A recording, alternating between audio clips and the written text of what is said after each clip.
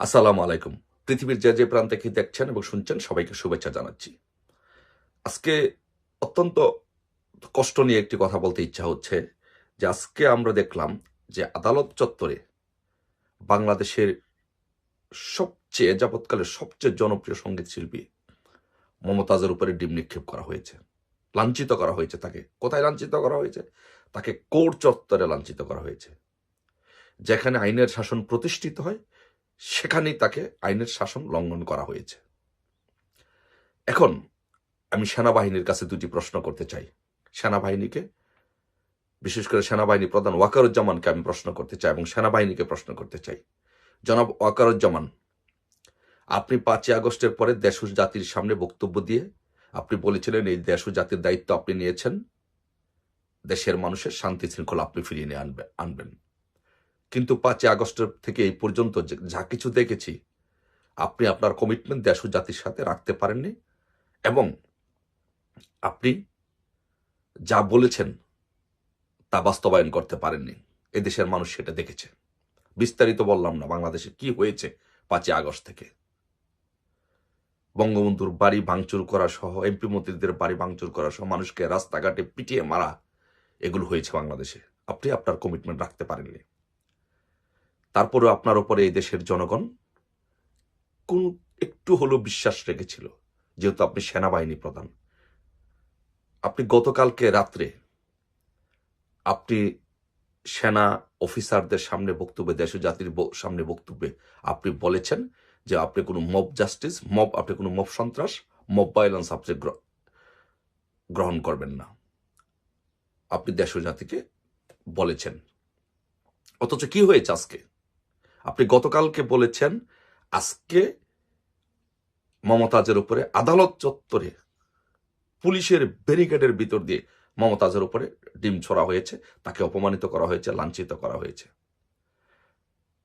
আপনি যদি গতকালকে আপনি কথা বলেছেন আজকে এই কাজ করেছে সন্ত্রাসীরা, আজকে আপনি যদি যারা এই কাজ করেছে এই সন্ত্রাসীদেরকে যদি 24 ঘন্টার ভিতরে গ্রেফতার করতে ব্যর্থ হন, গ্রেফতার করতে না পারেন, তাহলে এই দেশ ও জাতি আপনাকে নিয়ে এবং আপনার সাথে যারা কাজ করে আপনার সেনাবাহিনীর একটা অংশকে নিয়ে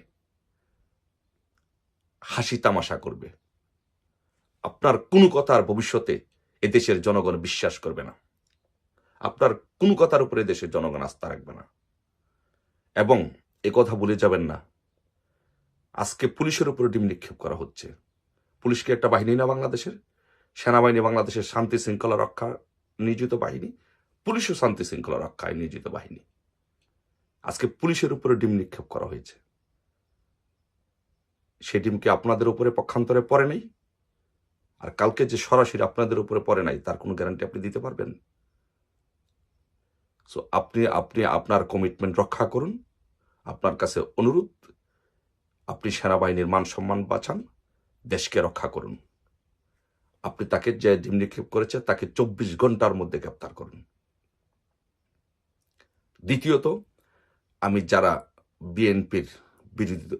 বিএনপির নারী নেতৃবৃন্দ আছেন, বিশেষ করে রুমিন ফারহানা, নীলুফার চৌধুরী, মনি, হেলেন জেরিন এবং পাপিয়ার মতো এরকম অ্যাক্টিভ যারা নেত্রী আছেন, তাদেরকে বলবো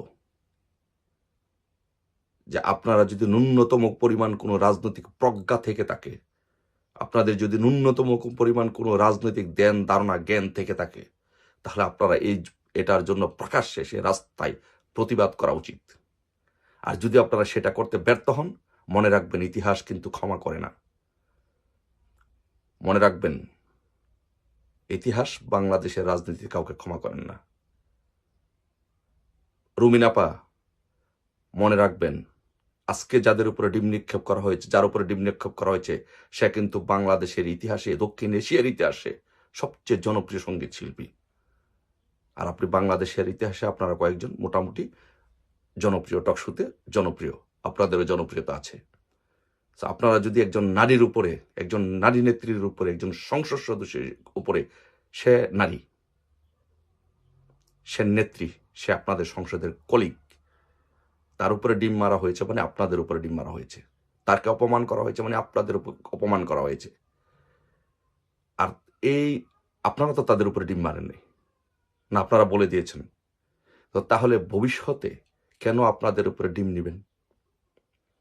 আজকে যদি আপনারা এটার প্রতিবাদ করতে না পারেন, রাস্তায় নামতে না পারেন, এটা বন্ধ করতে না পারেন, মনে রাখবেন ইতিহাস কিন্তু কাউকে ক্ষমা করে না।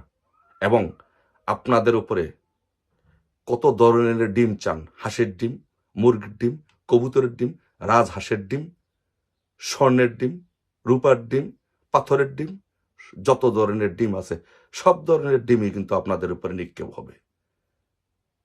বাট সেটা আমি একজন রাজনীতিবিদ হিসাবে, আমি একজন ছাত্রলীগের ক্ষুদ্র কর্মী হিসাবে আমি চাই না আপনাদের কার উপরে ডিম নিক্ষেপ হোক, কোনো নারী জাতির, কোনো নারীর উপর, কোনো নেতার উপর, নেত্রীর উপর অসম্মান হোক, সেটা আমি চাই না।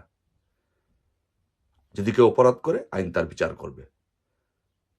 যদি আপনারা সেটা করতে ব্যর্থ হন, তাহলে আপনারা ভবিষ্যতে সকল ধরনের হাঁস, মুরগি, কবুতর, রাজহাঁস, কুয়েলের ডিম, সব ডিম খাওয়ার জন্য প্রস্তুতি নিন।